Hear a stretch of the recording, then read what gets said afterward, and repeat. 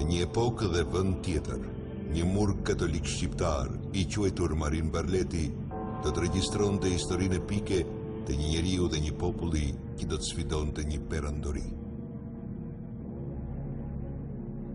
Si dëshmitar i pushtimit otoman të Shqipërisë, ai pa shkatrimin e plot të vendit të tij dhe ishte një nga të mbijetuarit e paktë të kështjellës së fundit shqiptare që u pushtua prej turqëve. Kur ishte i vogël, Barleti u arsimua pranë franceskanëve të Shkodrës në latinisht dhe me veprat e klasikëve gjatë kohës së rilindjes italiane. I mërguar nga vendi i tij, ai mori përsipër detyrën që t'i rrëfente botës luftën e madhe të popullit shqiptar në udhëheqjen e Skënderbeut, mbretit të tyre të madh dhe luftëtar kundër perandorisë osmane. Bashkëkohës i Skënderbeut, Barleti u përpoq të shpëtonte nga aresa pëmat e këtij njeriu të madh.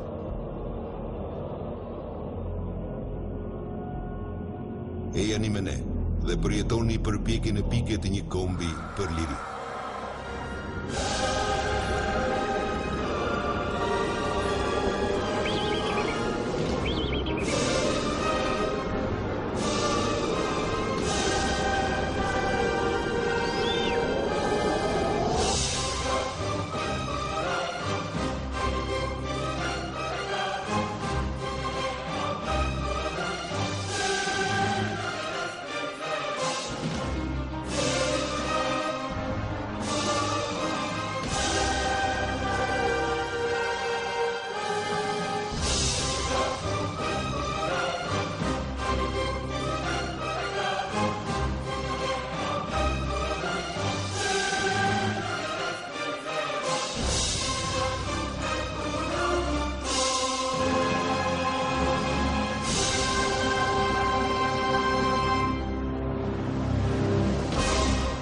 Për gjatë shekujve, nga stepët e pëmasa euroaziatike, popuj nomad si hunët dhe mongolët avancuan drejt perëndimit për të pushtuar dhe nënshtruar kombe e perandorit mëdha, të sunduar nga udhëheqës të fuqishëm si Attila i hunëve dhe Gjingis Khani.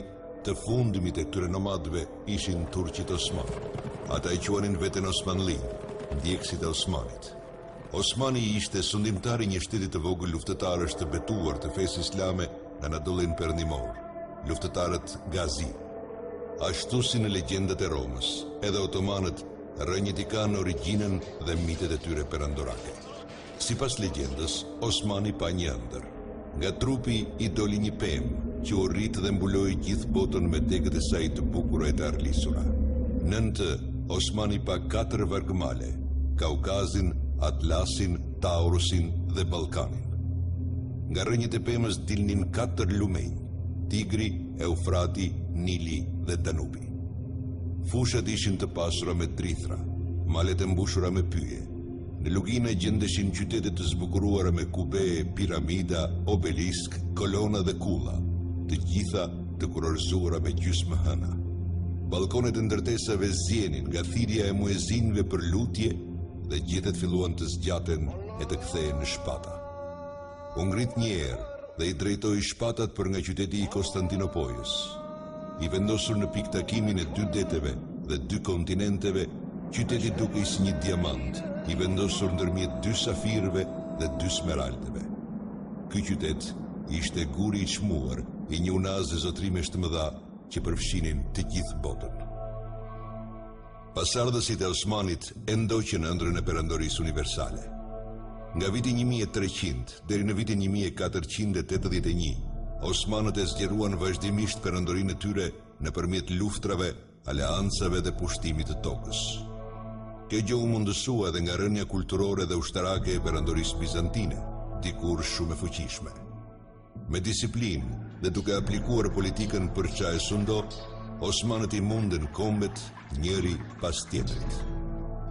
Besoj se arsyeja kryesore e suksesit të Osmanëve mbi shtetet e tjera Gazi ishte vendodhja e tyre.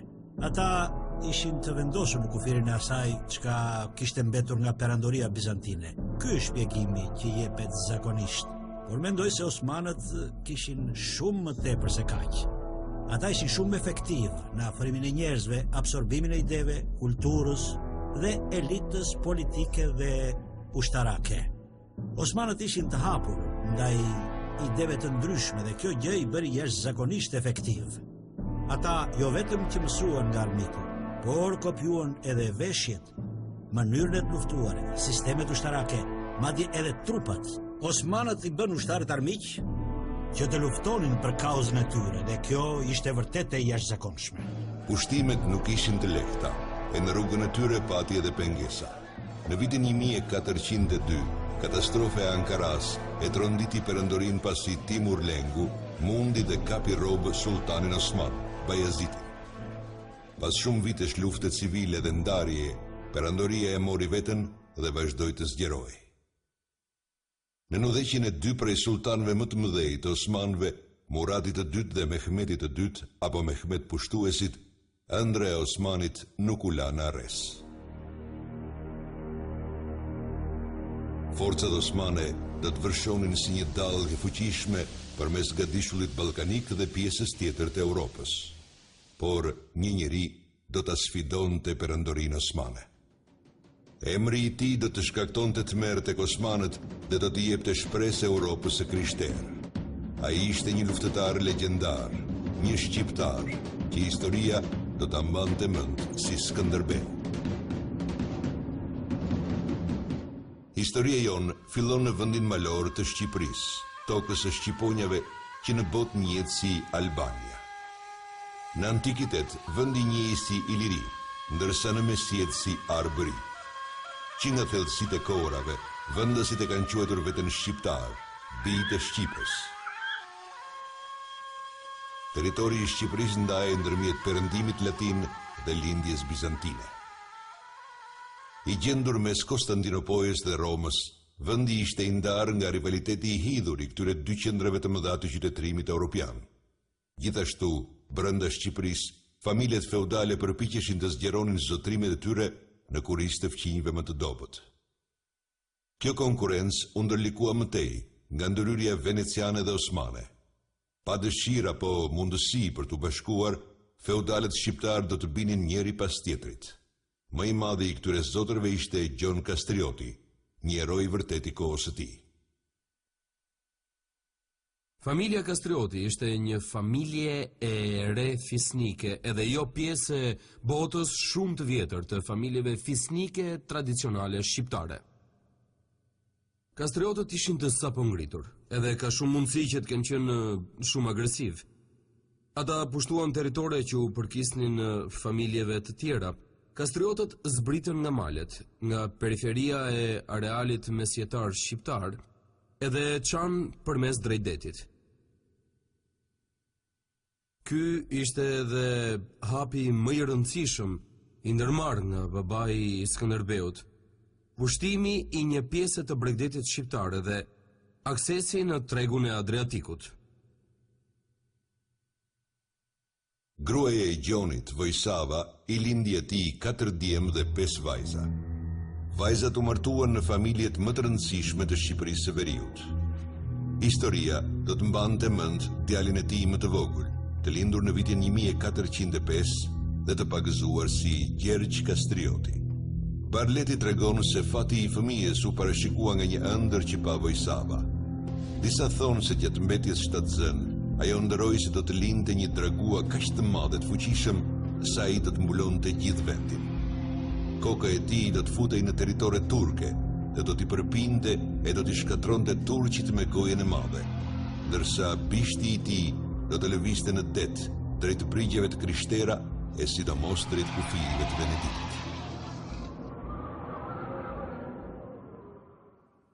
Vitet e para të jetës së Gjergj Kastriotit janë të mbështjella nga misteri. Babai i tij, Gjoni, u mund nga Murati i dytë dhe u detyrua të jepte sultanit 4 djemë të peng, që sultani të siguroi për besnikrinë e tij si vasal. Do të thosha që faktet historike nuk e mbështesin idenë se osmanët morën peng Gjergj Kastriotin dhe 3 vëllezërit e tij. Sultani mori peng vetëm Gjergj Kastrioti Skënderbeun për të siguruar se Gjon Kastrioti nuk do të rebelojë kundër sultanit.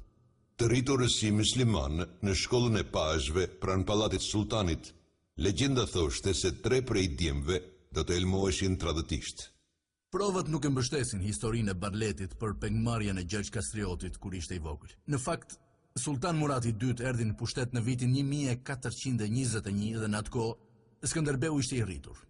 Gjithashtu, përsa i përket çështjes së tre vëllezërve të helmuar, kemi prova se vëllezërit e tij jetuan deri në vitet 430-440. Ndaj për shumicën e historianëve, këta dy element janë jo korrekt. Megjithatë, ne duhet ta dimë pse e bëri Barleti këtë. Barleti po shkruante për lexuesit evropian që e kuptonin motivin e analogjisë me Mojsiun. Mojsiu u rrit në oborin e faraonit, ndërsa Skënderbeu u rrit në pallatin e sultanit. E këtu kemi të bëjmë me konceptin e fundit të pafajësisë, Mojsiut si dhe historisë së Krishtit apo vrasjes së djalit të madh. Barleti njihte këto histori dhe i përfshin ato në libër, sepse ky ishte fillimi i një historie të madhe epike. Ai do të na lërë të kuptojmë se ky njeri do të kryente vepra tepër të mëdha. I favorizuar nga sultani, Gjergjit, më të riu të djemve, vetëm 9 vjeç, ju fal jeta e u konvertua në fenë muslimane. Ndrimi i fesë zakonisht sillte dhe ndrimin e emrit. Sultani i vuri djalit të vogël emrin Iskander. Ky ishte një pranim i lidhjes dhe etnisë së Gjergjit me Aleksandrin e Madh. Besoj se biografi i tij bën një lidhje të mendjes së Skënderbeut me Aleksandrin. Aleksandri ishte Maqedonas dhe në venat e tij rrithe gjak i lirë, sidomos nga ana e nënës së tij. Emri i saj ishte Olimpias, dhe për të djali ishte i saj edhe i Zeusit, pra pjesërisht i shenjtë.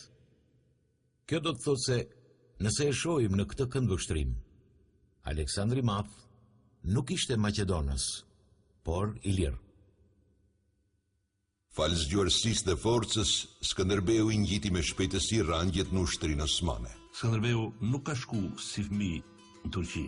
Ai shkoi atje kur ishte i rritur dhe me një personalitet shumë të formuar. Mua më merr mendja se ishin aftësitë dhe strategjia e Skënderbeut që u kopjuan nga turqit dhe jo anasjelltas. Kjo është një merit e Skënderbeut. Do të thotë që ai solli një teknikë dhe strategji të tij nga Europa në Azinë e vogël, që për atë kohë është shumë e përparuar. Këto pikpamje duhen rivlerësuar dhe analizuar që Skënderbeu të zërë vendin që ai meriton.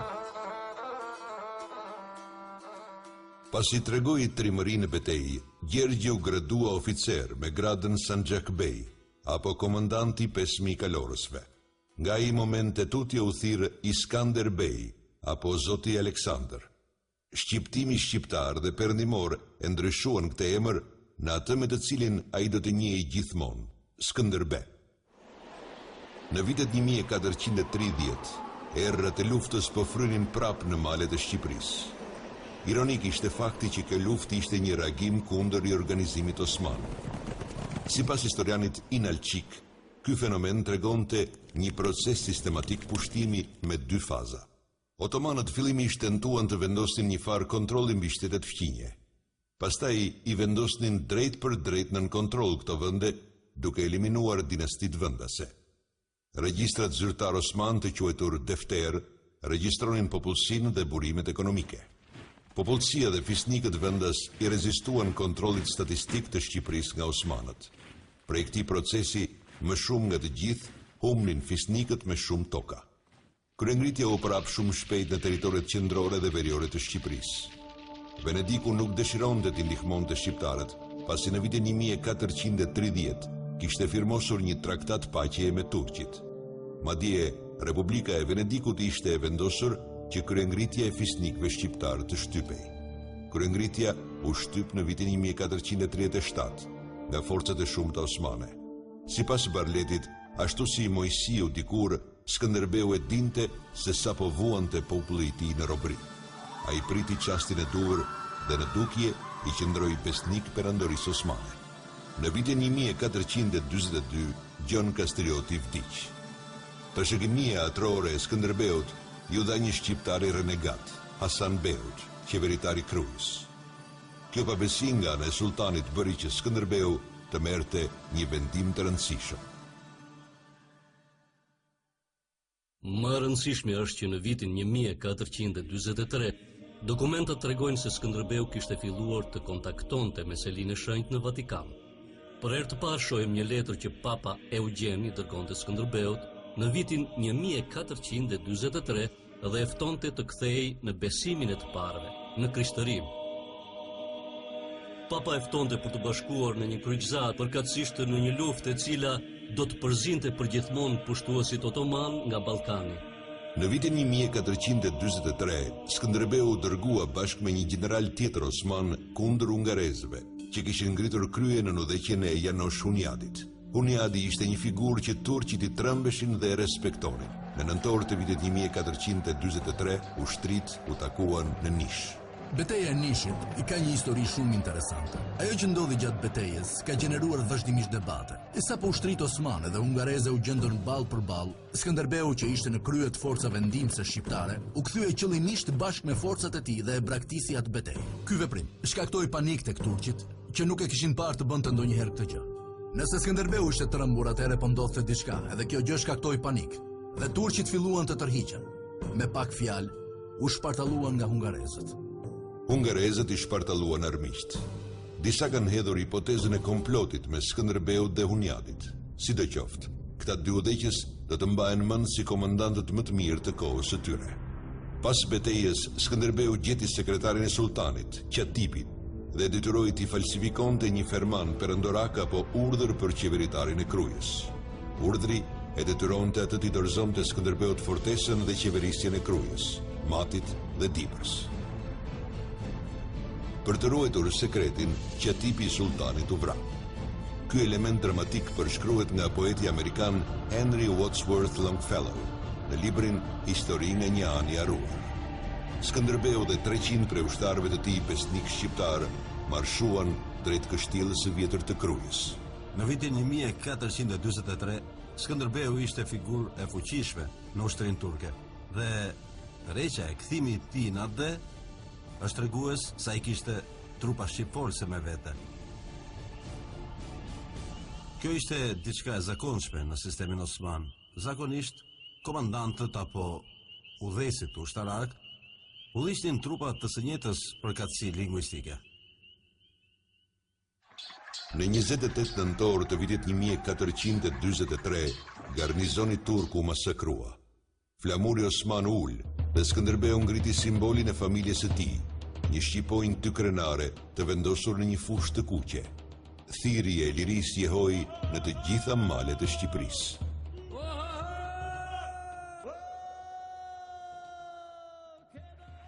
O vlezër dhe bashkëluftëtarët e mi, fort të nderuar. Edhe një herë po thëmë, unë si asolla lirin për e gjeta këtu në mesin tuaj. Unë si asolla armët për u gjeta ju të armatosur, e gati për të luft kundra ati qeni pa bes. Tani o vlezër e bashkëluftëtarët e mi, është rasti dhe shpresa për të ripituar atë leun, për të rritur lumturin tuaj, për të rritur lumturin e nënës tonë. Falënderimin nga unë prit një të armatosur, rofshi sa mal të ardhit.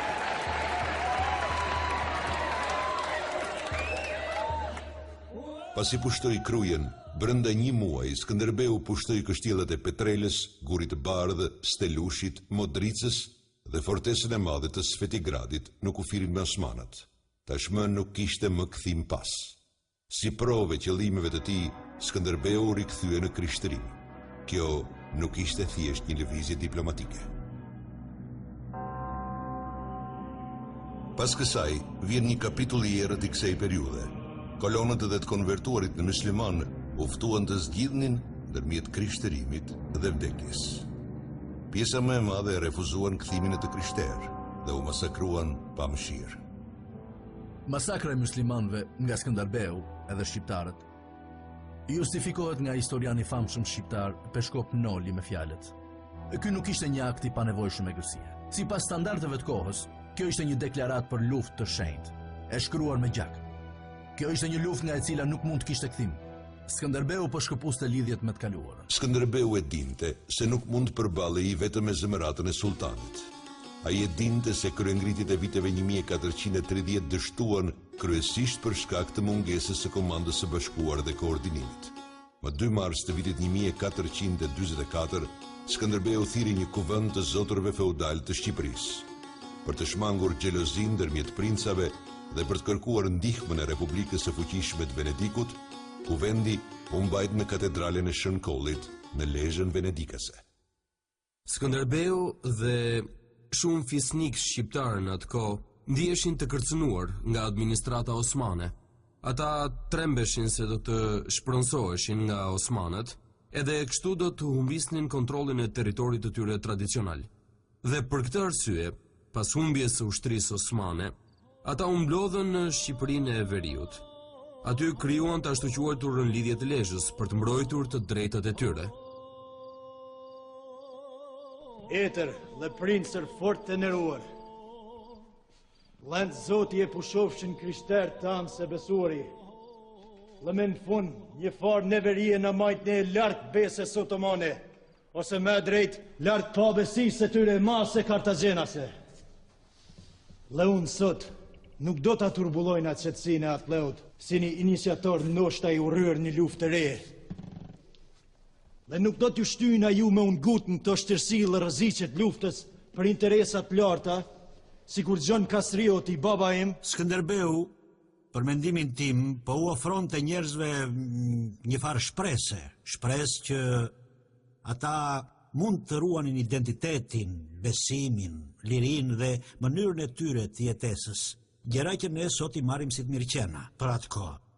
Kjo mënyrë jetese ndonjëherë na duket e dyshimt, por megjithatë, shqiptarët, këta malësor të shekullit të 15, kishin një mënyrë karakteristike jetese. Organizimi i tyre shoqëror ishte i ndryshëm nga ai pjesës më të madhe të popujve rreth e rrotull. Për ta thënë me pak fjalë, ata ishin të lirë. Me në fund, shmenoni për krujë. A mos pa një qytet atë si fortifikuar, atë si përmenur për mjetër dhe fuqinë e ti, ka qenë për t'u lënë dur të armikut, si kur të mos kishim pik dashuri për atë le, si kur të mos kishim pik dashuri për non nërbri, kruja, zemre e fuqisë e arbrit, dhe vetë mja që është dërtuar nga të parë tanë në të gjitha avantajet si për lufte për të paqë. Këtë sigurisht në qofë se si a bajnë te për qefën vetet, zorë që mund të mohoni o etër fort të nderuar. Vëllezër, unë kam duruar boll, tu shikuar gjerën këtë ditë duart e lyra me gjakun e të mivet, e që kam kaluar gati gjithë vitet e moshës më të embël me një rrezik aq sigurt për jetën. Pranë vrasit të urryer, zemra ime e din. Ata formuan lidhjen e princëve shqiptar dhe Skënderbeu zgjodh kryekomandanti i ushtrisë së lidhjes. Tani o vëllezër është rasti dhe shpresa për të rifituar atë leun, humbur prej kohe për të arritur lumturinë tuaj. Ngrehuni pra vëllezër, ngrehuni të luftojnë për lirinë tonë, për lirinë e atë leut tonë, për nanën tonë. Jetë të ty Gjergj Kastrioti! Ai u zgjodh si generali i kësaj lidhje, sepse ai ishte luftëtari më i talentuar. Si edhe ishte njeriu që i njihte më mirë osmanët, sepse jetoi për shumë vjet mes tyre. Pra, fisnikët e pranuan si udhëheqës ushtarak për një periudhë të caktuar. Venecianët e lejuan takimin të zhvillohej në territorin e tyre për të vëzhguar e spionuar. Ata dukej se i inkurajonin shqiptarët, por vetë nuk morën përsipër asgjë. Për venecianët në këtë kohë shkruhet shumë keq nga të gjitha burimet, përveç vetë venecianëve. Sepse ata e shihnin botën në një mënyrë krejt tjetër. Ata ishin tregtar, lundërtar të mëdhenj, eksplorues dhe luftëtar, në det e në tokë. Por interesi i tyre i vërtet ishte fitimi i parave. Forcat armatosura të lidhjes nuk i kaluan kurrë të 10.000 ushtarët, kryesisht kavaleri e lehtë. rreth 75% e tyre ishin nga vetë Principata e Skënderbeut. Barleti përmend gjithashtu Pretoria Cohorts, kohortën pretoriane, një batalion që shërbente si gardë personale që përbëi krejtësisht nga të rinjtë e krujës. Ishte kjo ushtri e vogël prej pak mira veteranësh të pak rasueshëm në disiplinë, kurajo dhe besnikri që fitoi të gjitha fitoret e Skënderbeut. Për shkak të rebelimit, Skënderbeu dhe Lidhja do të përballeshin me pasojat. Generali më i mirë i Sultan Muratit të dytë, Ali Pasha, erdhi me 25.000 ushtar për të pushtuar Shqipërinë edhe për të ndëshkuar Skënderbeun dhe shqiptarët kryengritës. Ekspedita ndëshkuese hyri në Shqipëri, edhe aty u prit nga një ushtri prej 10.000 vetash në udhëheqjen e Skënderbeut. Turqit u bllokuan në luginën e Torvjollit, në Dibrën e Poshtme, dhe u masakruan. Në qershor 1444, Skënderbeu fitoi betejën e tij me 7.000 turq të vrarë edhe 500 të kapur rob. Ndërkohë 2.000 shqiptar u vranë edhe 2.000 të tjerë u plagosën. Ai kreu një luftë guerile, sepse kjo ishte vetmja mënyrë që mund të luftonte. Shpesh thuhet se lufta guerile është lufta e të dobtit kundër të fortit. Kjo është krejtësisht e vërtet, sepse Skënderbeu e kuptoi që kjo ishte e vetmja mënyrë e mundshme. Por ai gjithashtu e kuptoi se kishte edhe një mundësi për të patur sukses.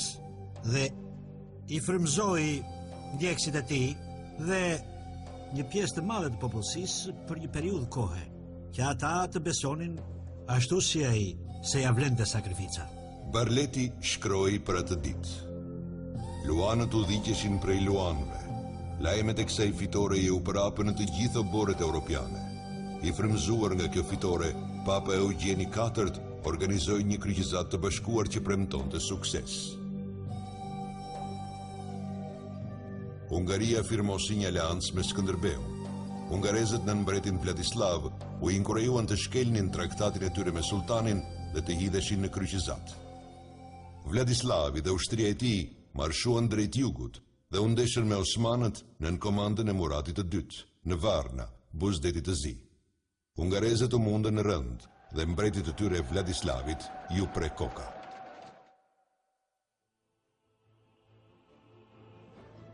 Skënderbeu nuk arriti t'i bashkojë ushtrisë kryqëtare.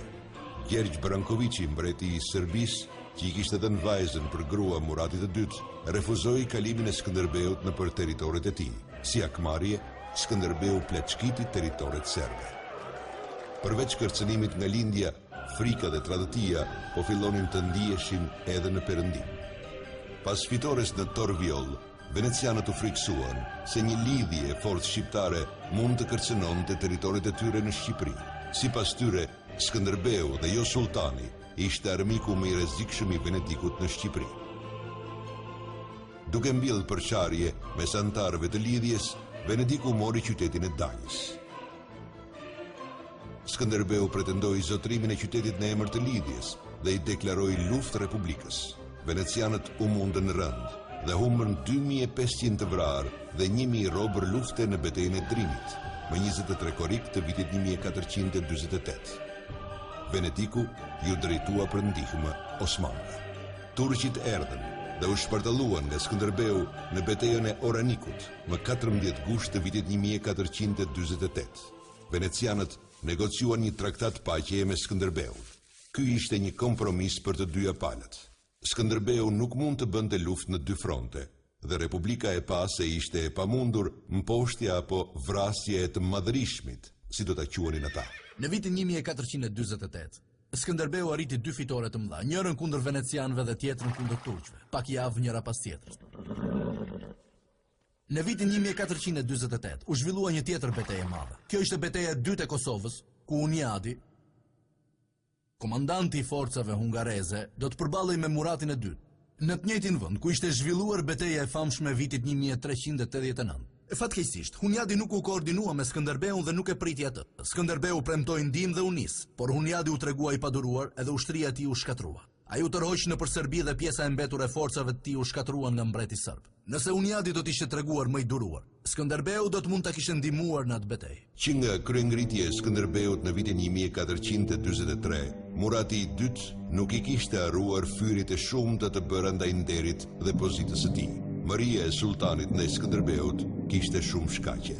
Ai kishte ngritur krye kundër sovranit, kishte pushtuar fortesat e tij, kishte masakruar muslimanët, kishte plaçkitur tokat e sultanit dhe ato të vjerit të tij serb, si dhe i ishte bashkuar kryqëzatës kundër islamit. Generalet që sultani dërgoi kundër Skënderbeut u mundën edhe këtë herë. Murati do të merrej vetë me pushtimin e Shqipërisë. Një ushtri prej 80.000 ushtarësh rrethoi kështjellën kufitare të Svetigradit. Furnizimi me ujë i kështjellës u pre, edhe në korrik të vitit 1449, Svetigradi u pushtua. Gjatë kësaj fushate, u pushtua dhe fortesa jugore e Beratit.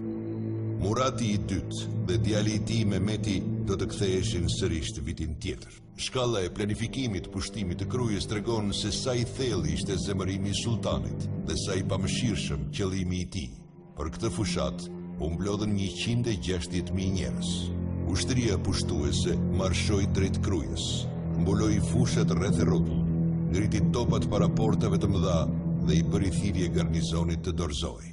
Para rrethimit, Skënderbeu la në Krujë një garnizon prej 1500 vetash, nën komandën e oficerit të tij më të besuar, Kontit Vrana.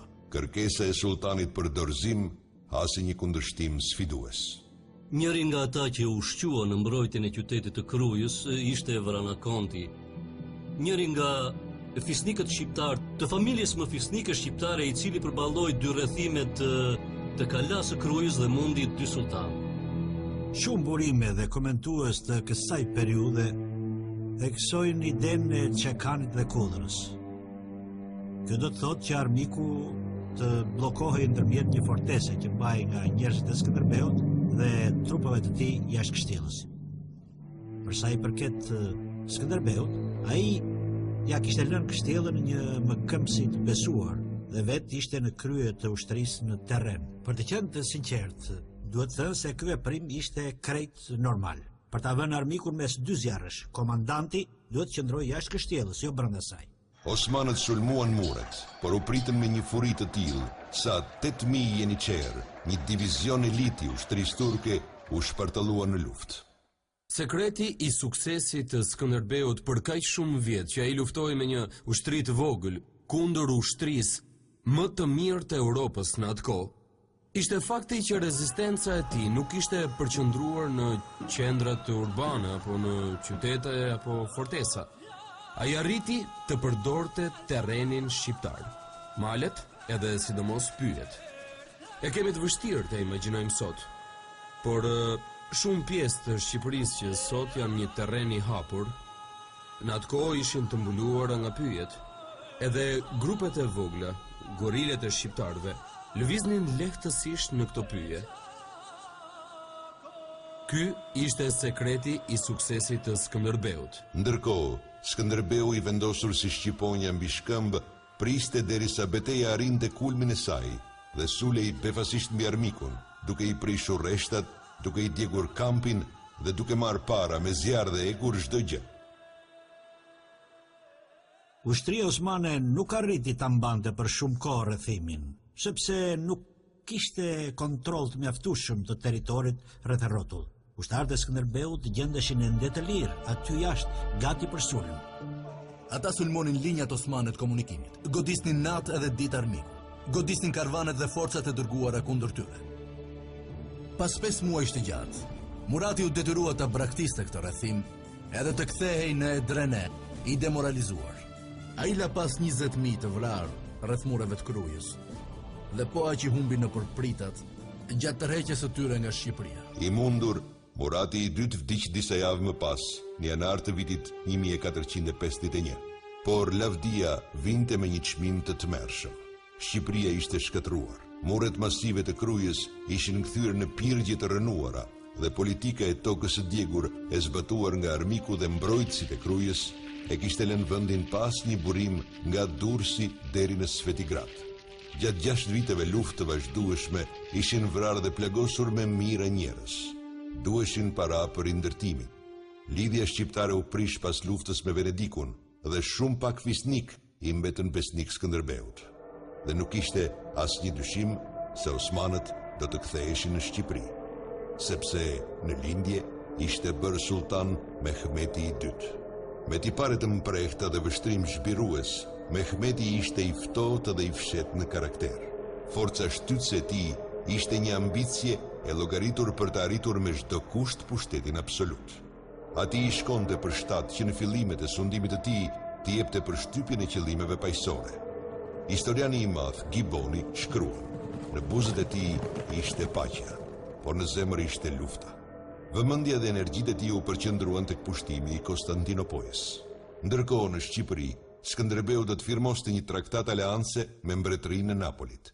Kjo ishte një lëvizje diplomatike gjeniale e një princi të vërtet të rilindjes. Mbreti Alfonso i Pesti Napolit sundonte një perandori të gjerë mesdhetare. Ai pretendonte edhe titullin e trashëgimtarit të fronit të Jeruzalemit. Alfonso Shpirtmadhi është një ndër figurat më interesante të shekullit 15.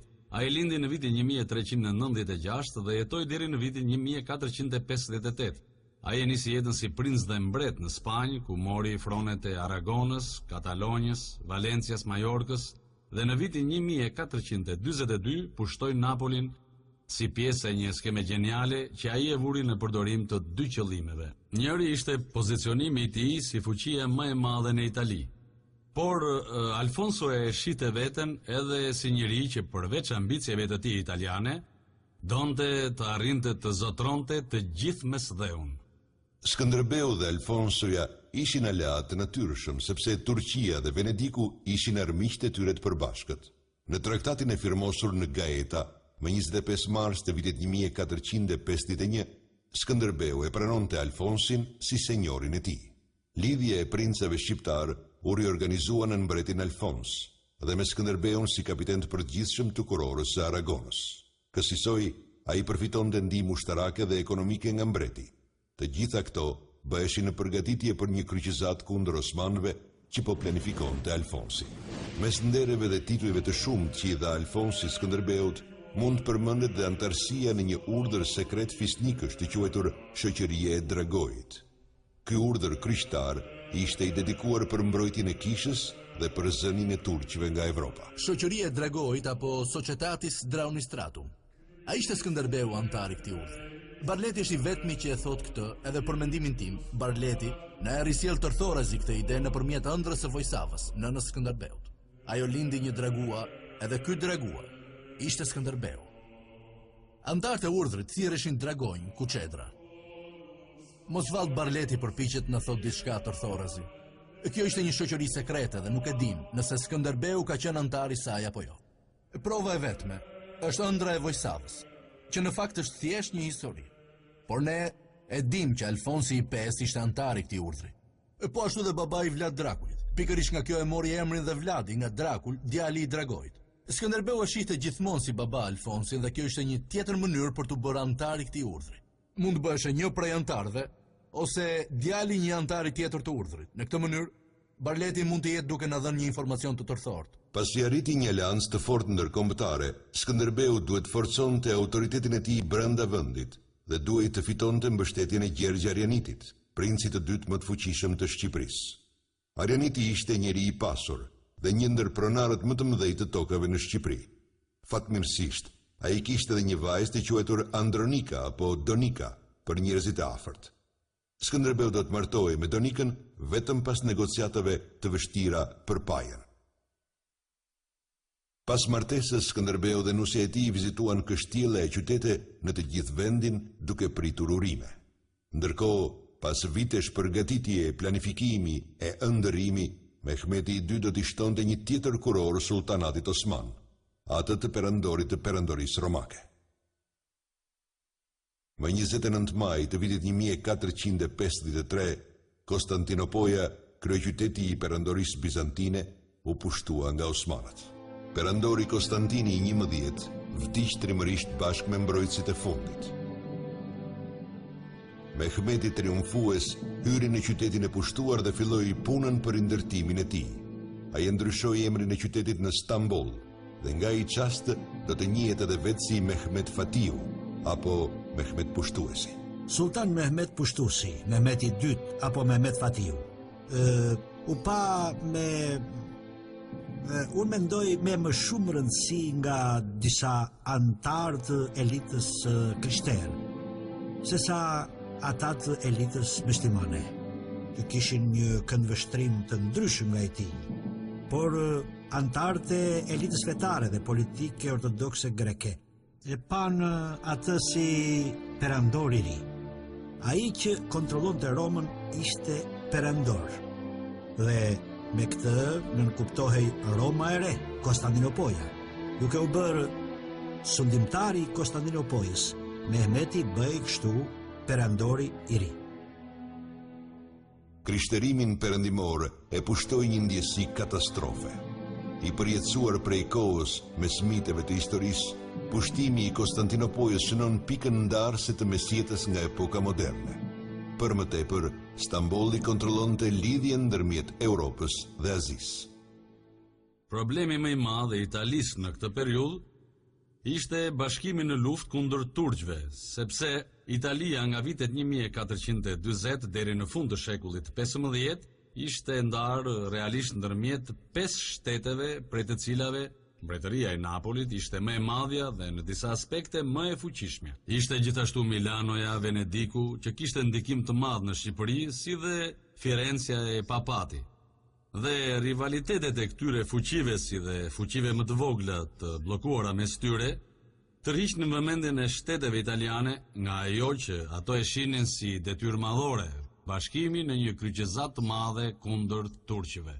Skënderbeu tashmë hyri në skenën ndërkombëtare. Edhe shihej si një ndër udhëheqësit më të suksesshëm të Ballkanit, sidomos pas rënies së Konstantinopojës. Ai u bë figurë e rëndësishme për politikbërësit italian, sepse pas rënies së Konstantinopojës, edhe pas dobësimit jashtëzakonshëm të despotatit serb nga sulmet osmane, në Ballkan kishte vetëm një udhëheqës në jug, Skënderbeu, edhe një tjetër në veri, Janosh Hunyadi, të cilët gëzonin besimin e Europës, edhe që dukeshin të aftë, ti rezistonin avancimit osman. Venecianët dhe napoletanët arritën një mirë kuptim, të përkohshëm edhe vendosën të hidhen në sulm për të pushtuar fortesën e vetme të Beratit. Një forcë prej 2000 napoletanësh të pajisur me artilleri rrethimi u dërguan për të mbështetur 12000 ushtarë të Skënderbeut. Qyteti u rrethua dhe u bë gati për t'u dorëzuar. Skënderbeu la pas pjesën më të madhe të forcave të tij në Berat dhe përgatiti sulmin ndaj një kështjelle tjetër. Pa praninë e komandantit tyre, forcat shqiptare u sulmuan nga një ushtri osmane prej 40000 kalorësish në korrik të vitit 1455. Të gjithë ushtarët italian u vranë, edhe gjysma e ushtrisë shqiptare u shkatrua. Kjo ngjarje u njoh si gjëma e madhe e Beratit. Të inkurajuar nga venecianët, shumë prej princeve shqiptare braktisën Skënderbeun. Madje edhe generali i tij më i suksesshëm, Mojsiu i Tibrës, e tradhtoi dhe u bashkua me armikun. Skënderbeu e mundi Mojsiun dhe ushtrinë e tij prej 15000 ushtarësh turq më 19 maj të vitit 1456. Mojsiu, i penduar, u kthye në Krujë, u fal nga Skënderbeu dhe ju rikthye posti që kishte. Skënderbeu e pranoi Mojsiun sepse i duhej.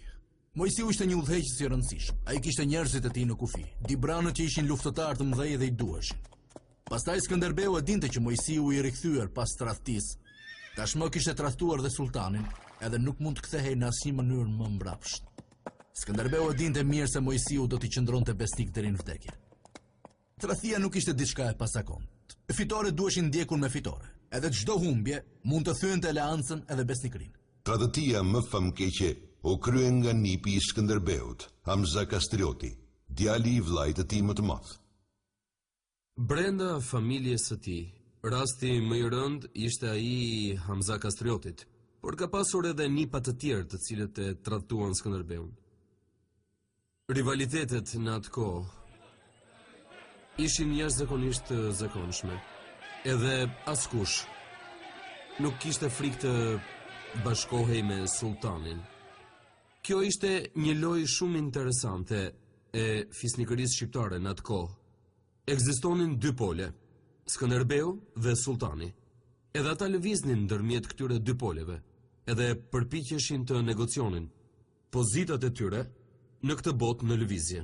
Me një ushtri turke prej 80.000 vetash, Hamza u shpall sundimtar i ri i Shqipërisë. Skënderbeu dha përshtypjen se u mund dhe u tërhoq në male. E gjithë historia, po të përpiqemi të rindërtojmë ngjarjet politike dhe ushtarake, na del si një kaos i vërtet politik. Dhe Skënderbeu shumë shpesh përballej me luftën për mbijetesë. Shpesh e shohim të aratiset në male, i ndjekur nga Osman më të shumë në numër, apo nga shqiptar të tjerë. Mbijetesa e tij për 25 vjet ishte një mrekulli. Edhe kjo sepse ai ishte padyshim një udhëheqës ushtarak gjenial. Më 2 shtator të vitit 1457, në bregun pranë Albulenës, ujit të bardhë, Skënderbeu dhe forcët e tij e sulmuan armikun dhe e shpërndan atë në të 4 anët. Numri i të vdekurve Osman varionte nga 15.000 në 30.000. Hamza u kap dhe u dërgua në burgjet e Napolit. Papa Kaliksti III ishte shumë i gëzuar për fitoren.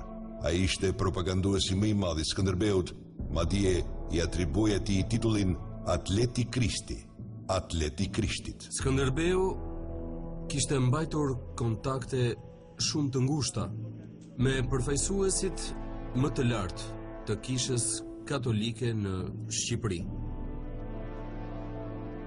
Ai kishte abat, arkipeshk edhe i peshk në ambientet kur qarkullonte. Edhe kjo na bën të besojmë se ishte më pranë kishës katolike në atë kohë. Kishte edhe një arsye tjetër, se përse ai ndihej larg kishës ortodokse, sepse në atë kohë kisha ortodokse kishte gjetur gjuhën e marrëveshjes me sultanët Osman. Edhe pas rënies së Konstantinopoljes, kisha ortodokse në Ballkanin qendror nuk e mbështeste rezistencën anti-osmane. Viti 1458 do të ishte një pikë kthese në karrierën e Skënderbeut. Papa Kaliksti III, mbreti Alfonsi V dhe konti Vrana vdiqën. Në një farë mënyrë Skënderbeu tani kishte mbetur krejt i vetëm pas vdekjes së Kalikstit të III, Alfonsit V dhe generalit të tij më të besuar kontit Vrana. Gjithashtu pak vjet më parë në vitin 1456 Janosh Uniati vdiq në Beograd pas betejës së rrethimit të Beogradit. Uniati u sëmur gjatë një epidemie. Skënderbeu tani i duhet të rikrijonte aleanca të reja edhe mbështetje të reja. Ai ishte i fundit që kishte mbetur nga brezi i vjetër. Një tjetër pyetje intriguese është pse Skënderbeu e vazhdoi rezistencën nëse, siç na është thënë disa herë, ajo ishte pa shpresë. Perendoria osmane ishte në ngjitje dhe po merrte përpara çdo gjë që gjente. E kush tjetër veç një idiot i vetvrasës do të përpiqej të rezistonte asaj. Dhe njerëzit nuk janë të tillë dhe as pjesa më e madhe e udhëheqësve të mëdhenj. Ai duhet të ketë menduar, dhe jo vetëm ai, por mbështetësit e tij, për më tepër, duhet të kenë menduar se ekzistonte një mundësi përfitore. Ata duhet ta kenë besuar deri diku këtë, dhe kështu ruajtën identitetin e tyre. Ata duhet të kenë shpresuar në një mënyrë që është më e rëndësishme se veprimet e tyre. Duhet të kenë shpresuar se si do t'ja dinin mban, nëse ekzistonte ndonjë plan për t'ja dalë mban. Ata duhet i kenë drejtuar sytë nga perëndimi, përtej Adriatikut. Jo vetëm në Italinë jugore, madje jo vetëm drejt Italisë, por nga i gjithë krishtërimi katolik perëndimor dhe bota europiane, me të cilën Shqipëria kishte pasur gjithmonë një lidhje shumë të ngushtë. Për të përgatitur për shtuin që po afronte, Skënderbeu i duhej të krijonte aleanca të reja. Shumë shpejt, besnikëria e Skënderbeut ndaj mikut të tij, mbretit Alfons, do të vijej para provës. Ferdinandi, djali i jashtëligjshëm i mbretit Alfons, kishte trashëguar mbretërinë e Napolit. Me vdekjen e Alfonsos filluan probleme. Kështu në të gjithë Italinë nuk krijua ideja se tani që ai njeri karizmatik kishte vdekur, i biri nuk ishte në pozitë për ta justifikuar emrin që i laj ati, dhe për këtë kishte arsye të forta. Por Ferdinandit i u dha vetëm jugu i Italisë. Ai nuk trashëgoi Sicilinë, Sardenjën apo territoret spanjolle që u dhan vëllait Alfonsos. Ferdinandi pra ishte në pozitë vështirë, sepse ishte bir i legjitim dhe duhej të justifikonte pretendimin e tij për fronin. Fisnikët e Ferdinandit ngritën krye. Ai dhe Papa Piu II i bën kërkesë për ndihmë Skënderbeut. Ai pranoi, por në fillim i duhej të lidhte paqe me Venedikun. Venediku pranoi dhe i dha fund luftës së padeklaruar 10 vjeçare me Skënderbeun. Pastaj do të negociojë me familjen e fuqishme Dukagjini në veri të Shqipërisë. Palengjëlli, arqipeshkvi i ri shqiptar i Durrësit, negocioi paqen. Ai u bë ministri i jashtëm i Skënderbeut, do të tregonte veten faktor me fuqi në shtigjet e rrezikshme të diplomacisë italiane të rilindjes. Pra, Palëngjëlli ka qenë një ndër njerëzit më mbreslënës së kohës së tij. Edhe vetëm kohët e fundit, historiografia e ka vlerësuar rolin e tij. Ai nuk ishte vetëm një organizator i madh, por është gjithashtu dhe njeriu që vendosi paqen mes Lek Dukagjinit edhe Skënderbeut.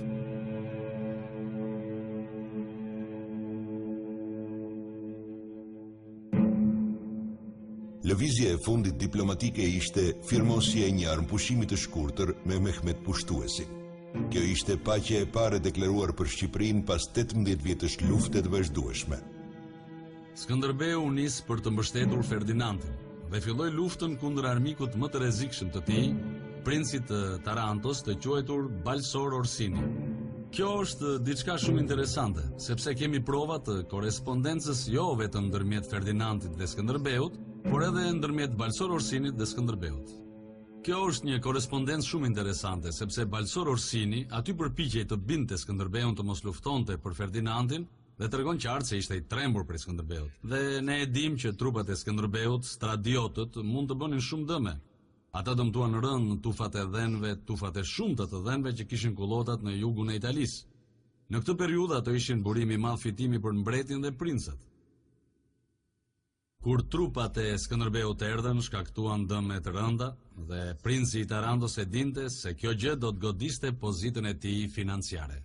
Duke kujtuar bujarinë dhe ndihmën e Alfonsit të Pestë, Skënderbeu i përgjigjet liderit rebel, Orsini, me fjalët: "Jam mik i virtytit dhe jo i fatit."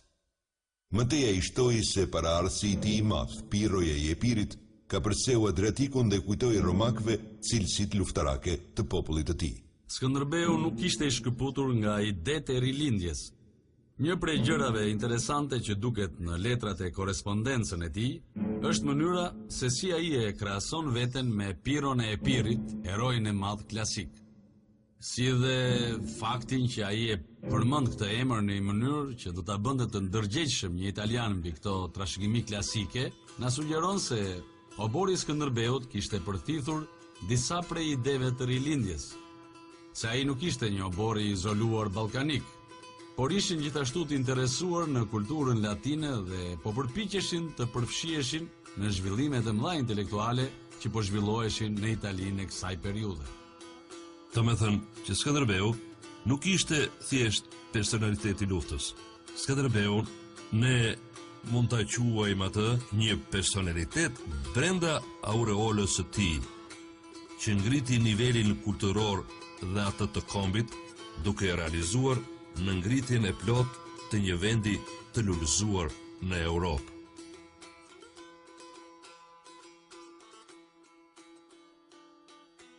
Më 25 gusht të vitit 1461, Skënderbeu arriti në Barleta me një forcë ushtarake prej 3.000 kalorësish dhe arkëtarësh. Ai ndërpreu rrethimin e Barletës dhe e shliroi mbretin Ferdinand nga forcat rebele që e kishin rrethuar.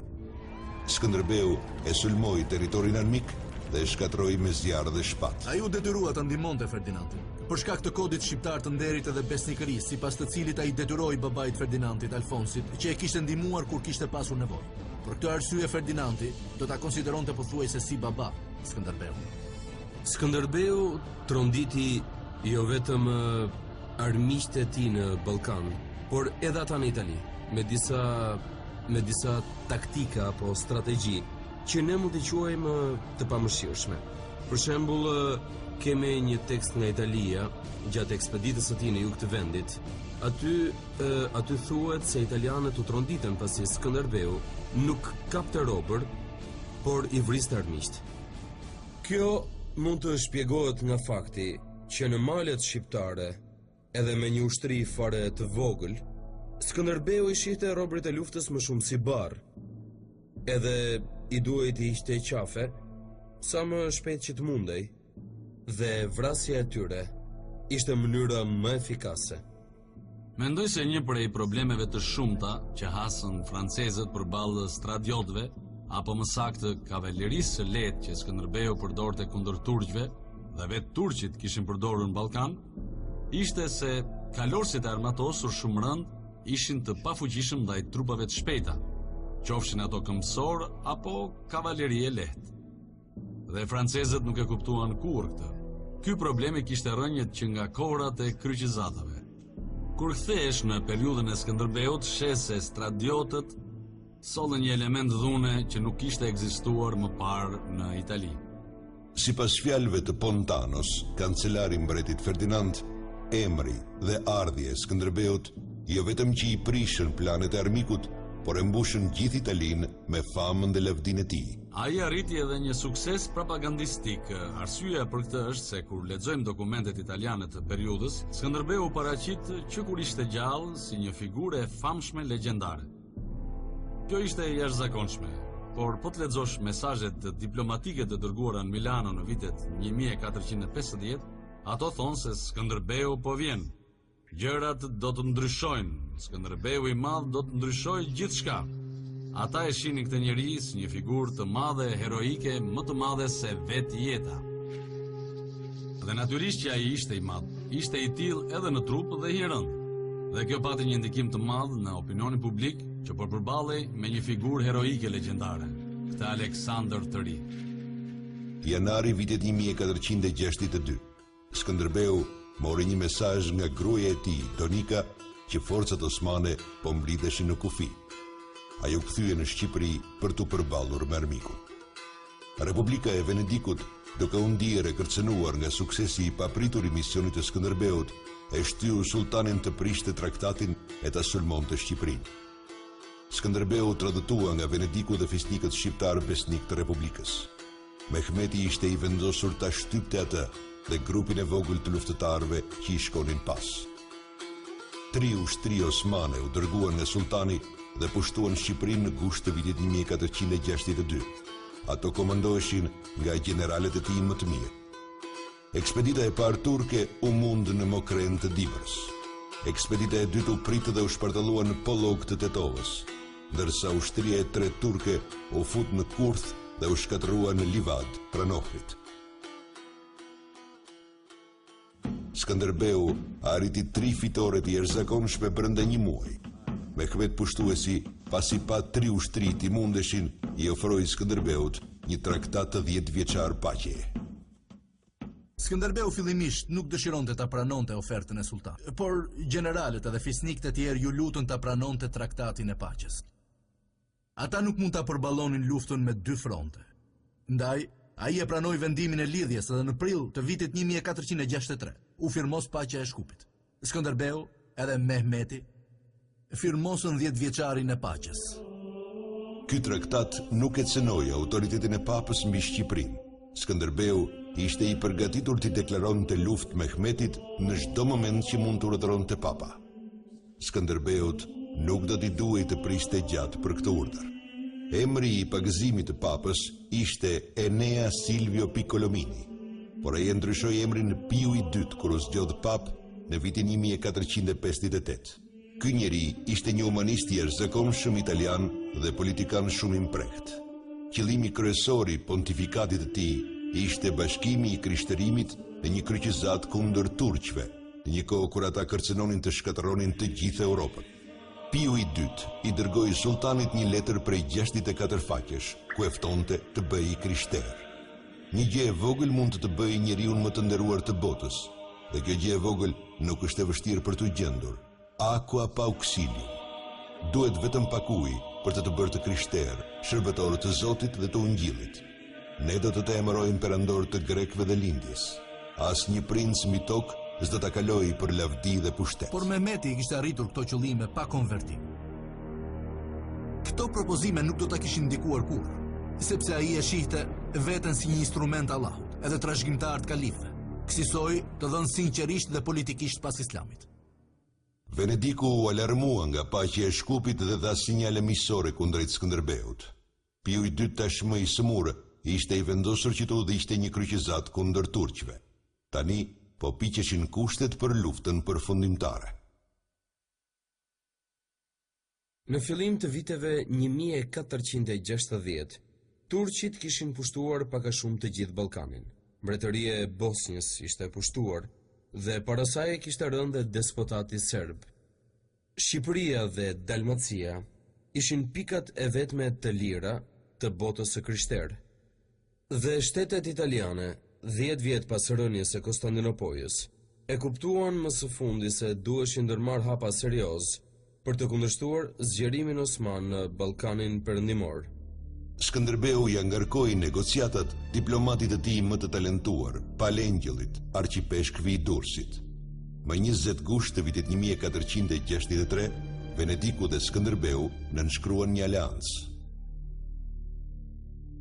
Arkipeshkvi i Durrësit ishte një negociues jashtëzakonisht i talentuar. Ai e dinte se përfshirja e Shqipërisë edhe përfshirja e Skënderbeut në këtë kryzat të madhe të Papës Piu i II do të ishte një sipërmarrje shumë e rrezikshme. Skënderbeu rrezikonte gjithçka që kishte, Shqipërinë qendrore dhe kontrollin mbi territoret, si edhe paqen me sultanin. Prandaj Papa dhe shtetet italiane duhet i ofronin diçka Skënderbeut. Edhe ajo që ishin të përgatitur të ofronin ata, apo ajo çka kërkoi arkipeshkvi, ishte kurora. Kurorzimi i Skënderbeut si mbret i Shqipërisë edhe i Epirit. Nëntor 1463, Piu deklaroi një kryqëzat kundër turqëve dhe i ftoi gjithë kombet e krishterët të bashkoheshin me të. Palengjelli negocioi termat me Papën dhe Skënderbeu do të bëhej kapiteni i përgjithshëm i Selisë së Shenjtë, realisht komandant ushtarak i të gjitha ushtrive kryqëtare. Pasi të zbarkonin forcat e kryqëzatës në Raguzë, Skënderbeu do të kurorëzohej nga Papa si mbret i Shqipërisë dhe Epirit, ndërsa Palengjelli do të bëhej kardinal i Shqipërisë. Arkipeshkvi i Durrësit ishte një njohës i shkëlqyer i botës së rilindjes, sepse kishte vizituar oborrin e Napolit, Romës dhe Milanos, si edhe njihte shumë mirë Venecian. Ai ishte gjithashtu njohës i shkëlqyer i literaturës antike që ishte në modë në atë kohë. Ai porositi një helmet për të simbolizuar imazhin e ri të një principate të pavarur shqiptare. Engjëlli mund të kishte orkestruar jo vetëm kryqëzimin e një mbreti, por dhe ëndrrën e një Aleksandri të ri. Skënderbeu do të kthehej në një Aleksandër të madh të krishterë.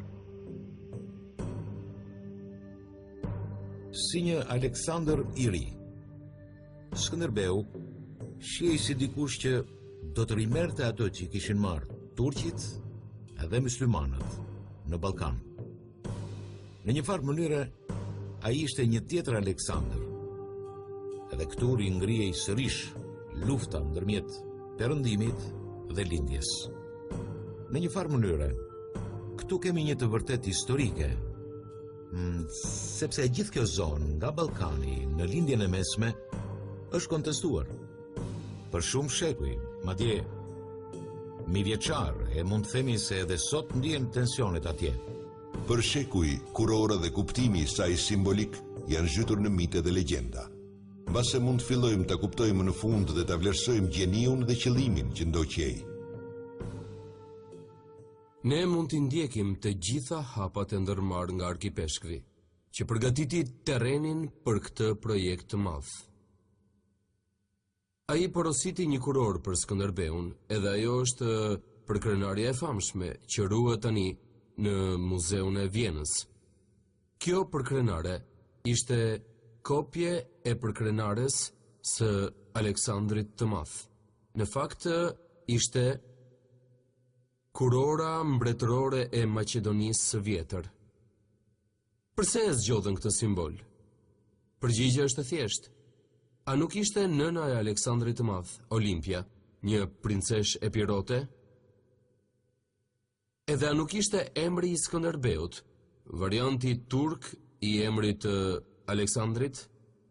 Skënderbeu tashmë njihej si Aleksandër, në lindje dhe në perëndim. Nëse Aleksandri do të ketë pasur një përkrenare me brirdhije, disa studiues të antikitetit besoj se do të kishin mbajtur shënim, sepse kjo do të kishte qenë anomalia apo konflikt me simbolet e tjera, por ne nuk kemi dëgjuar diçka të tillë. Ndaj ka shumë mundësi që përkrenarja e Skënderbeut të mos jetë kopjuar nga përkrenarja e luftës së Aleksandrit të Madh. Por unë besoj se përkrenarja e Piros mund të jetë paraardhëse e përkrenares së Skënderbeut, nëpërmjet transmetimit në kulturën epirote dhe ilire. Kuptimi i vërtet i kësaj përkrenareje u zbulua vetëm kohët e fundit, sepse zbërthimi i saj ishte një rebus i vërtet. Sepse ne kemi si material prove vetë helmetën, dhe kuptimi i saj i vërtet, domethënë ajo që simbolizon, u zbulua nga një koleg gjerman, profesor Franka nga Munichu. Dhe këto të dhëna kombinohen me disa dokumente të nxjerra nga arkivat e Milanos, që tregojnë arkipeshkvin e Durrësit në oborrin e Milanos në vitin 1464. Ky ishte viti kur duhet të kishte filluar kryqëzata. Dhe njëri prej dokumenteve flet për një dhuratë që duka i Milanos, Francesco Sforza, i ka dhënë arkipeshkvit të Durrësit. Ai i dhuroi pjesë armaturash edhe armë, edhe ka shumë mundësi që helmetat të ishte pjesë e kësaj dhurate. Dhe po të kombinojmë provat, ka shumë mundësi që përkrenarja të jetë porositur në fillim të viteve 1460, edhe kjo konfirmohet gjithashtu edhe nga analizat e historianëve të artit. Ne e dim që përkrenarja u prodhua në Italinë e Veriut pikërisht në këtë kohë. Pastaj, po t'i kombinojmë të gjitha provat, kjo histori fantastike dhe interesante e Skënderbeut si Aleksandri i Ri edhe Skënderbeut si mbreti i Shqipërisë dhe i Epirit bëhet i jashtëzakonisht të mundshme. Në këtë përkrenare shohim një kontrast interesant elementësh të krishterë edhe para të krishterë. Unë kam folur më parë për elementin para të krishterë të kokës së dhis me brirët, dhe në përkrenare kemi edhe një mbishkrim, që po ta lexosh shkruan Jesus Nazarensis, principi Emathia e regi Albanorum, terrori Ottomanorum, regi Epirotum Benedict. Jezusi i Nazaretit bekon princin e Ematis, mbretin e shqiptarve, terrorin e turqve dhe mbretin e Epirit. Një gjë interesante mbi akronimet e përkrenares është se në latinisht, apo më shumë edhe në italisht, që është shumë e ngjashme, gërmat shqiptohen imperatore. Në latinisht do t'ishte imperatore, fjalë që ka disa kuptime shumë të rëndësishme, një prej cilave është edhe kapiteni i përgjithshëm, udhëheqës apo general suprem. Ky ishte një koncept i përdorur dhe që kishte mbizotëruar gjatë periudhës së Republikës Romake dhe në kohën e vonë të saj. Kuptimi i dytë është perandor. Fjala perandor vjen nga imperatore. Ajo që më bit më shumë në punën për të gjetur precedentet e përkrenares së Skënderbeut është në fakt lidhja e lire apo shqiptare ndërmjet Skënderbeut dhe antikitetit. Gjithashtu besoj se është gabim të ndryshojmë etninë e tij si Maqedonës apo grek, apo akoma më larg slav. Ai është shqiptar dhe kjo gjë thuhet jashtëzakonisht qartë. Më 27 nëntor 1463, me Venedikun si aleat dhe papën që jepte postin e kapitenit të përgjithshëm të ushtrisë kryqëtare, Skënderbeu shkeli traktatin që kishte me Mehmetin edhe i deklaroi luftë perandorisë. Ai filloi pushtimin edhe sulmet e territoreve të perandorisë osmane në Maqedoni. Papa u nis nga Roma më 18 qershor të vitit 1464 për të takuar me ushtritë krishtere në Ancona, një port detar në Adriatik, në bregun lindor të Italisë. Pasi të mblidheshin forcat, Papa do të vijë në krye të kryqëzatës dhe do të shkonte në Raguz për të takuar mbretin e Hungarisë dhe Skënderbeu. Pjesa më e madhe e ushtrive nuk erdhi në Ancona dhe Pio vdiq më 14 gusht të vitit 1464. Zemra e tij u varros në Ancona përballë lindjes së pafe. Trupi i tij u çua në Rom dhe aty u varos në Shën Pjetër. Kryqëzata pati fatin e papës dhe mori fund aty për aty. Në të njëjtën ditë që vdiq papa, Skënderbeu mposhti një ushtri osmane në komandën e Sheremet Beut pranë liçenit të Ohrit. Kur u kthye në Kruj, ai dëgjoi lajmin e vdekjes së Piut të dytë dhe marrjen fund të kryqëzatës. Sot, kurora e Skënderbeut gjendet në një pallat mermeri, e heshtur dhe pa lëvizur thuajse si në epokën nga erdhi. Tani, Skënderbeu mbeti vetëm, përballë zmëratës së Mehmetit dhe perandorisë osmane. Skënderbeu e kishte kuptuar se bota politike po ndryshonte dhe jo vetëm në Ballkan. Dhe i gjithë rrjeti i aleatëve të tij të mundshëm ishte prishur. Në fillim të kryengritjes së tij ekzistonte një mbretëri bosnjake, ekzistonte një principat që sot është Mali i Zi, Zeta në atë kohë Çernojeviçët, një despotat serb. Kishte disa principata greke në Epir dhe në More. Ndërsa në fund i jetës së tij, të gjitha këto territore, këto shtete të krishterë, ishin zhdukur. Edhe ai kishte mbetur vetëm. Në vitin 1465, 5 ushtri u dërguan njëra pas tjetrës për të pushtuar Shqipërinë. Goditja më e rëndë kjo që ju dha rezistencës shqiptare. Por më e keqja do të vinte më pas. Sultani ja besoi komandën e këtyre forcave Balaban Pashës, njërit prej generalëve më të njohur të perandorisë osmane. Ashtu si Skënderbeu, Balaban Pasha ishte një shqiptar, i rritur që i ri në oborin osman, edhe eksperti taktikeve ushtarake dhe luftës guerile. Disa historian madje thonë se ishte ndër të parët që ngriti flamurin turk mbi muret e Konstantinopojës. Një natë para betejës së tyre të parë, Balaban Pasha i dërgoi dhurata Skënderbeut. Këto ishin veprimet e zakonshme të komandantëve kundërshtar, një njohje e fisnikërisë dhe barazisë ndërmjet njëri tjetrit. Edhe Skënderbeu i dërgoi dhurata, por ato ishin vegla punë bujqish. Në këtë mënyrë, ai kujtonte Balaban Pashës origjinën e thjeshtë dhe klasën nga vinte, duke i thënë në një farë mënyre t'ia lindte komandën e ushtrive njerëzve të lindur për këtë punë. Dueli i vdekjeprurës ndërmjet këtyre dy luftëtarëve do të vazhdonte edhe për 3 vjet të tjerë të përgjakshëm. Në betejën e dytë të Skënderbeut me Balabanin, generalet më të mirë shqiptar u kapën në rrok. Mes tyre ishte Mojsiu i Dibrës, zëvendës komandanti i Skënderbeut, Vladan Gjurica, këshilltari i tij më i besuar, Muzak Topia, nepi i tij dhe oficerë të tjerë. Ata u dërguan tek sultani që refuzoi ofertën e Skënderbeut për të shtruar kundrejt shpërblimit. Oficerët u rropën të gjarë. Shqipëria u shkatrua nga gjithë kjo luftë dhe burimet e saj njerëzore dhe ekonomike u konsumuan të gjitha. Do të ishte shumë interesante që të dinim diçka më shumë për faktin se si mbajti Skënderbeu njerëzit pas vetes për kaq shumë kohë. Megjithse mund të ketë edhe mbi vlerësime, duhet pranuar se popullsia vuajti shumë. Ata vuajtën për më shumë se gjysmë brezi, gati për një brez të tërë. Si vazhduan të rezistonin? Dhe përse vazhduan që të rezistonin banorët e Krujës? Këto pyetje na rikthejnë tek çështja bazë e shpresës, te çështja e frymëzimit dhe te çështja e udhëheqjes. Dhe duhet një udhëheqës i madh për ta frymëzuar popullin, për të frymëzuar njerëzit që ta ndjekin. Por këta njerëz duhet të kenë një arsye. Askush nuk mund ta hipnotizojë gjysmën e kombit. Edhe t'i bëjë që të luftojnë për një kauzë pothuajse të pashpresë, për një brez të tërë. Ky heroi i veçantë duhet të ketë përdorur diçka. Për ta thënë më thjesht, po u jepte njerëzve diçka për të cilën kishin shumë nevojë.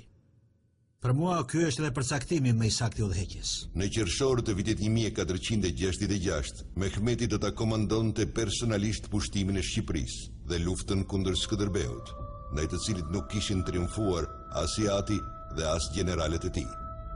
Ai duhet të ketë qenë jashtëzakonisht i vendosur. Edhe këtë ne e dim nga kronikat osmane, që i përshkruajnë shqiptarët si një popull shumë i vendosur.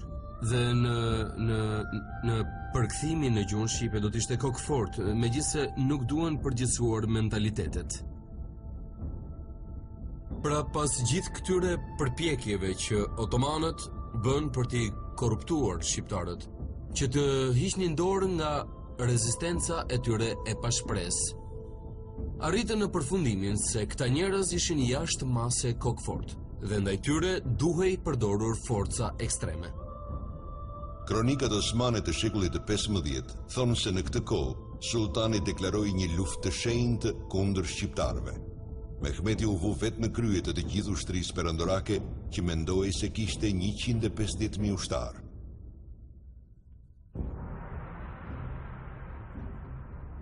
Kjo deklarat për luftë të shenjtë kundër shqiptarëve është shumë e veçantë për Mehmetin, sepse normalisht ai e shmangte përdorimin e termave të tillë. Ai ishte një udhëheqës shumë impret, shumë modern, edhe i aftë politikisht, si dhe gati tolerant në drejtimin e fesë. Atëherë pse duhet ta bënte këtë gjë? Në shumë drejtime Skënderbeu dhe shqiptarët i kishin prishur planet atij dhe të atit. Një vit më parë, kundër tij do të niste një kryqëzatë dhe tani Skënderbeu ishte bërë fiksim për sultanin, pasi ai e kishte prishur ëndrrën e perandorisë universale dhe ishte bërë pengesa në rrugën drejt Romës. Analisti Tursun e regjistron këtë fushat si luftë për të zhdukur shqiptarët. Ushtria e madhe shpërtheu si ortek gjigant mbi vend, duke e mbuluar tokën me zjarr dhe gjak. Në qershor, sultani rrethoi Krujen. Garnizoni prej 4.400 vetash ishte nën komandën e besnikut Tanush Topia. I vendosur në malet aty pranë, Skënderbeu do ta godiste dhe ngacmonte ushtrinë rrethuese. Gjatë 2 muajve të ardhshëm, tingujt e topave të mëdhej i jehuan në shpatet e maleve, si dhe ulërimat e mira ushtarëve që sulmonin dhe me zhurmat e tyre mbushnin ajrin e thatë me plurë. Mehmeti ja dha komandën e rrethimit Ballaban Pashës duke i lënë një ushtri prej 80.000 vetësh. Para se të largohej nga Shqipëria, sultani ndërtoi fortesën e Elbasanit si bazë operacionesh. Këtë herë, ushtrit osmane do të qëndronin gjatë gjithë vitit në Shqipëri. Rregullat e luftës tradicionale u braktisën dhe kjo ishte luftë totale. Në vitin 1467, Shqipëria qendrore kishte vuajtur nga sulmi i dytë kryesor i ushtrisë turke, i udhëhequr personalisht nga Mehmet Pushtuesi. Mehmeti kishte mësuar nga dështimi i sulmeve më të hershme osmane kundër Shqipërisë Skënderbeu, edhe vendosi të ndryshonte radikalisht taktikat, edhe të përdorte strategjinë e luftës totale. Ai e kishte kuptuar se aleati kryesor i Skënderbeut ishte natyra shqiptare, pyjet edhe terreni, si edhe vendet e fshehjes popullsisë shqiptare nëpër male. Për këtë arsye, ai vendosi të shkatërronte një pjesë të pyjeve edhe të pastronte pyjet përgjatë rrugëve kryesore. Skënderbeu kishte nevojë të ngutshme për para dhe furnizime. Në dhjetor të vitit 1466, ende në luftë, ai vendosi të shkonte në Rom dhe pastaj në janar të vitit 1467 të shkonte në Napoli për të bindur papën Pali II dhe mbretin Ferdinand t'i jepnin ndihmën për të cilën kishte kaq shumë nevojë. Por në atë kohë ishte vërtet shumë vonë, sepse italianët thjesht e kishin humbur interesin tek Shqipëria. Edhe për ta Skënderbeu ishte vetëm një humbës. Ata e dinin se çështja politike, çështja e të ardhmes së Shqipërisë qendrore, tashmë ishte vendosur. Ajo do të binte në duart e sultanit osman. Skënderbeu u kthye natë dhe i pakënaqur nga rezultatet e vizitave. Në prill të vitit 1467, ai arriti një tjetër fitore, duke shpartalluar ushtrinë osmane që po vinte të ndihmonte Ballaban Pasha.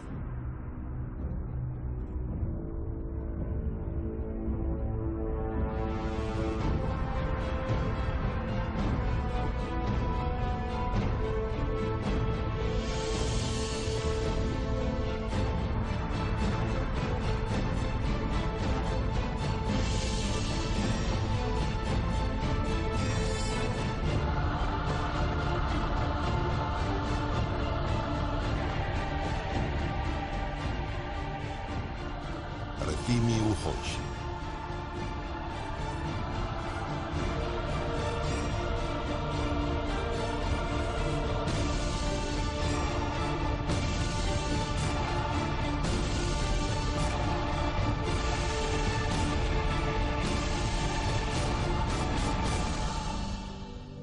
Në atë betejë, Balaban Pasha u zë në kurth ndërmjet ushtrisë së Skënderbeut dhe garnizonit të Tanush-Topis dhe u plagos rënd e më pas vdiq.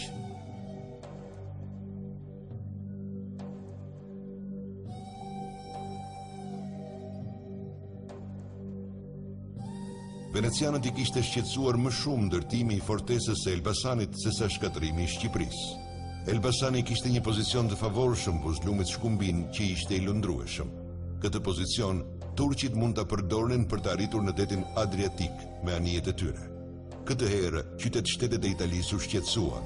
Roma, Napoli, Venediku dhe Milanoja trembeshin se sultani nuk donte vetëm të zhdukte shqiptarët, por edhe të hidhej në Itali. Nëse larg qoftë, bregu shqiptar pushtohet, i shkruante Senati Venecian Papës Pali II, armiku mund të vijë në Itali, kur të gjykoj momentin e dur me gjithë pakënaqësinë e madhe të gjithë krishtërimit.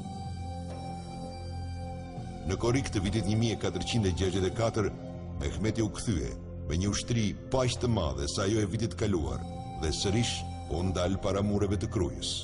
Pasi nuk arriti ta merrte fortesën, Mehmeti e la ushtrin të lirë të shkatronte me zjarr dhe hekur çdo cep të Shqipërisë.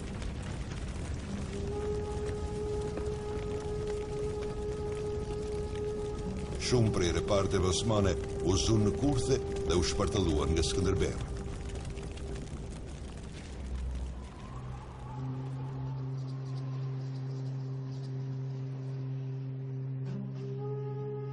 Pas pak javësh, sultani u rikthye në Konstantinopoj, i mundur e i poshtëruar.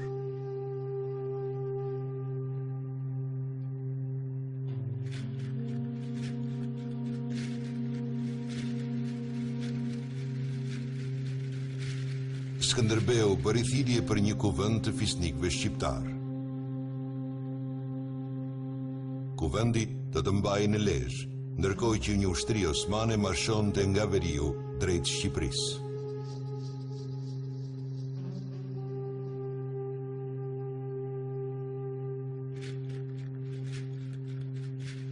Ditët e fundit të jetës së Skënderbeut kanë qenë subjekti i historive dhe legjendave të shumta. Varianti më popullor është që ndërsa endej në përpyetje të Shqipërisë, i doli para angjëlli i vdekjes. Skënderbeu e sfidoi angjëllin e vdekjes në luftim, por më pas e kuptoi se ky guxim ishte i kotë dhe e pranoi se edhe ai duhet i dorëzojë vdekjes.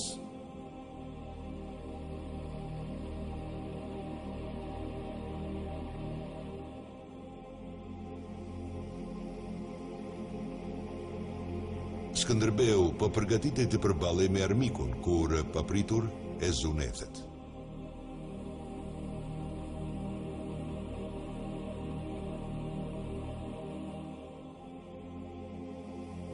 I lodhur nga sprovat e shumta, ai nuk i rezistoi dot sëmundjes. Gjergj Kastrioti Skënderbeu vdiq më 17 janar të vitit 1468.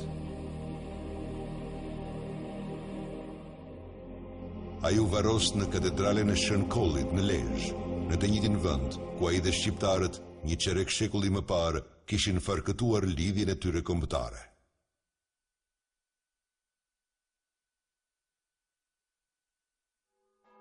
Lajmi i vdekjes së tij u prap në të gjithë krishtërimin. Menjëherë, Senati i Venedikas dërgoi arkipeshkvin e Durrësit për të marrë leje nga Eveja dhe djali i Skënderbeut për të mbrojtur Krujen dhe forteset e tjera me garnizone veneciane. Leja u dha. Vdekja e Skënderbeut la një boshllëk të madh në Shqipëri. Djali i erojit, Gjoni, ishte vetëm 14 vjeç dhe ende shumë i ri për të zënë vendin e babait. Ai u largua nga vendi bashkë me nënën e tij, Donika Kastriotin, për të vendosur në mbretërinë e Napolit. Pas vdekjes së Skënderbeut, e gjithë familja e Kastriotëve u largua në Itali, ku u pritën menjëherë me ndere të shumta. Ne e dim që ata u vendosën edhe jetuan në Manfredonia, Ferdinandi ndjeu një detyrim për të kujdesur për familjen Kastrioti, por ai e dinte se situata në Shqipëri ishte me të vërtetë e humbur. Me vdekjen e Skënderbeut, shumë fisnik ikën nga Shqipëria dhe u vendosën në Itali. Jo vetëm ata, por mijëra të tjerë shqiptar të ikur mërguan në Italinë e Jugut si refugjatë dhe u vendosën aty. Por ky nuk ishte fundi i rezistencës. Forcat shqiptare gjetën një udhëheqës të ri tek figura e Lek Dukagjinit, ish rival dhe më pas bashkëpunëtor i ngushtë i Skënderbeut. Pasi mori lajmin e vdekjes së rivalit të tij të madh, Mehmeti u ngrit në këmbë dhe deklaroi: "Mirë Krishtërimi, Europa është e imja, sepse e ka humbur shpatën dhe mburojën e saj." Pengesa e madhe për plotësimin e ëndrrës së tij për perandori universale tashmë nuk ekzistonte më.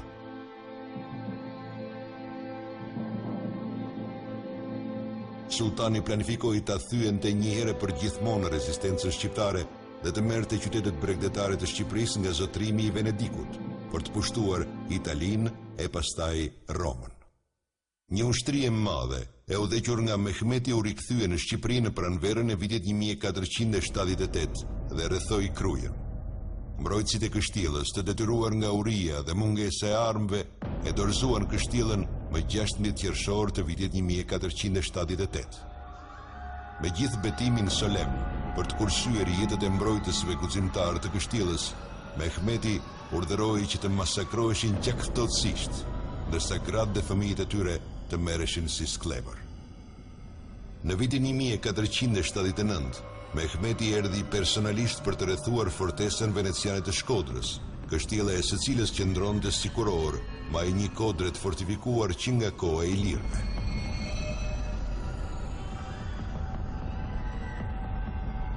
Historia e mbrojtjes heroike të qytetit tregohet nga Barleti, që ishte dëshmitar i rrethimit dhe numëroi gjylet e mëdha prej guri që binin mbi qytet çdo ditë dhe më të shumta e më të mëdha. Venediku, pranë humbjes totale, u detyrua të firmoste një traktat paqeje me sultanin. Tashmë zoti i gjithë vendit, rruga e sultanit drejt Italisë ishte e hapur. Në korrik të vitit 1480, një ushtri turke prej 10.000 vetash u nis nga Vlora drejt portit Otrantos, portit më lindor të Italisë. Më 8 gusht u pushtua kështjella e Otrantos. Turqit Osman tashmë kishin një bazë në Itali. Roma dhe Italia i shpëtuan pushtimit Osman nga vdekja e papritur e Mehmetit II, më 3 maj të vitit 1481, vetëm 49 vjeç. Unë besoj se mund të themi me plot gojën se ishte Skënderbeu ai që e mbrojti Italinë për të paktën 20 vjet nga sulmet e drejt për drejta osmane. Shqipëria do të mbetej përmbi 4 shekuj në nënsundimin turk dhe do të fitonte lirinë kombëtare vetëm në vitin 1912. Të gjithë popujt e mesjetës që nuk arritën të krijonin shtet kombëtar, u zhdukën plotësisht si popull. Shqipëria ka shpëtuar si popull pa u asimiluar gjatë 500 vjetëve në sundimin turk, sepse pushtuesit turq gjetën shqiptarët me një shtet nacional të formuar. Rezistenca shqiptare e filluar dhe e vazhduar me lavdi nga Skënderbeu për një çerek shekulli dhe pastaj e vazhduar deri pranë vdekjes së Mehmet pushtuesit, i aprishi planet sultanit dhe bëri të mundur që Italia dhe mbas edhe vendet e tjera të Europës perëndimore të mos kishin fatin e Shqipërisë. Fati i një njeriu u bë përpjekje epike e një kombi për liri. Lavdia mbarti një çmim të tmerrshëm. Besoj se britanikëve u pëlqen shumë ideja e një njeriu që i reziston një armiku shumë më të madh se ai, madje duke arritur edhe fitore ndonjëherë.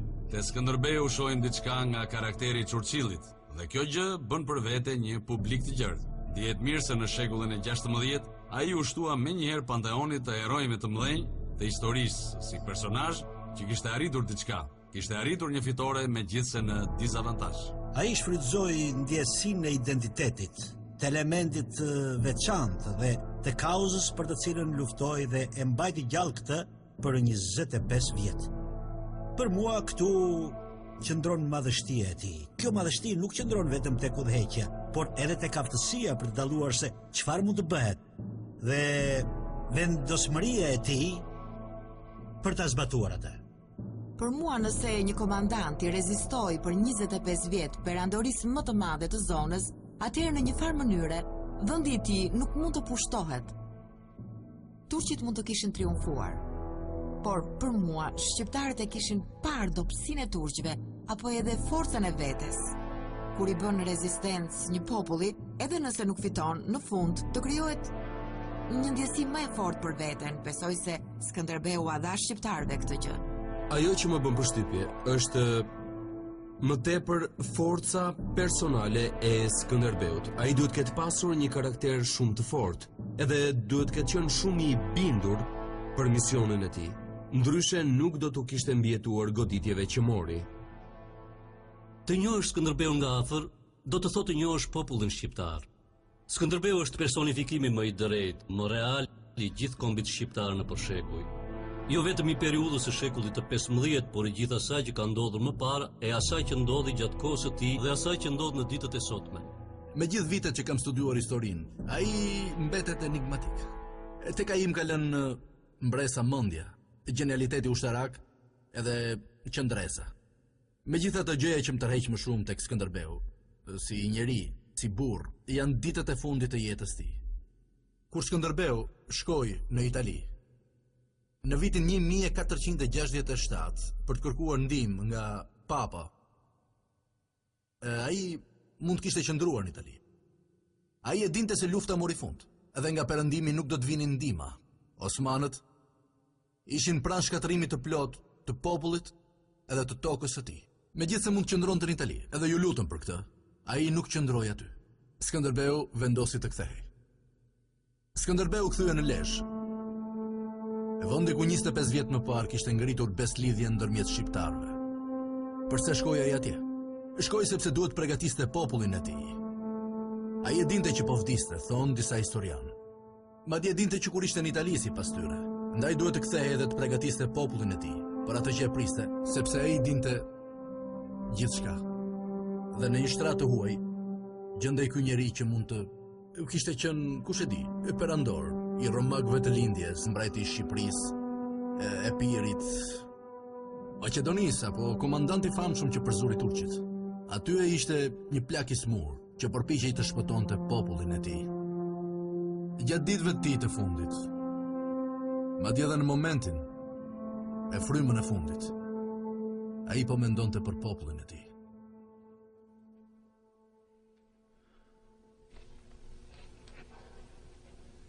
Tani, o bashkë luftëtar fort të dashur, ja po ju le, prandaj ju lutem të gjithve, dhe ju kërkoj që këtë besnikri, këtë mirësi dhe dashuri, që s'u ka mbetur kur nga ana ime, të kini dhe ta tregoni me dëshirë tuaj kundrejt birit tim, kundrejt zonit tim, që unë do t'ja dorëzoj dhe do t'ja lë si ftyrë dhe pasqyrë time, si me këmbës në vendin tim.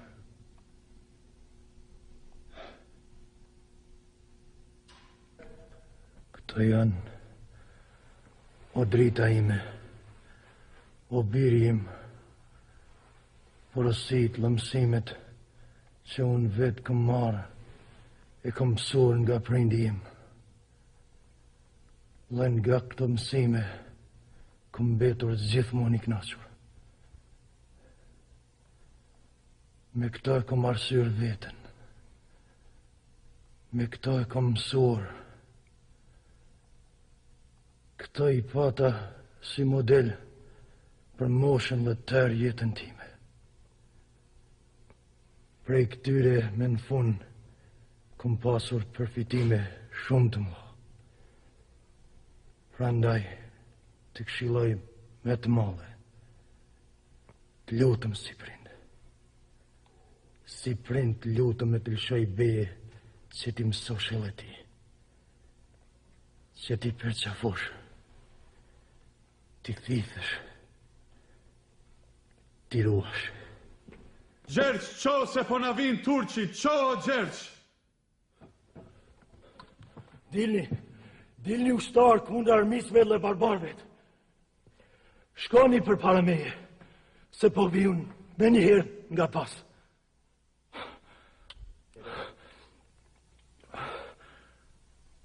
O, Krisht, o Zoti madh, kush është as i fësuar e i lartë, as trime i fort, që të mos thëmi i vogël, i dopt e i pa fuqishëm, që të mund t'i shpetoj vdekjes.